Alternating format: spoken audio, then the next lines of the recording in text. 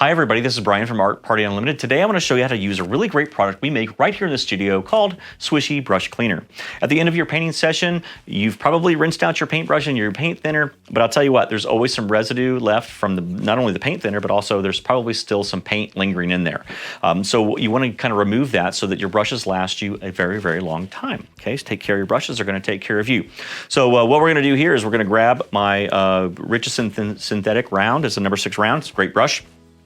And I've got a little pail of water right here, so I'm just going to dunk it in there, grab my Swishy Brush Cleaner, and I'm going to start working that in so that I start getting a little lather worked up into the bristles of my brush. Okay, I'm going to swish it around there. That's why we call it Swishy Brush Cleaner, folks.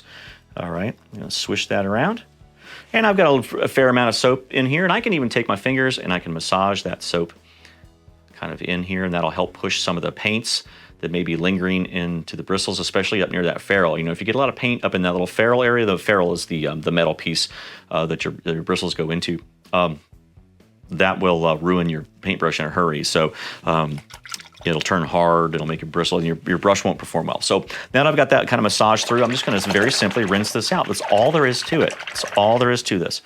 Swish it around, rinse it out, dry it off, and your paintbrush is going to be ready for you the next time that you're ready to paint.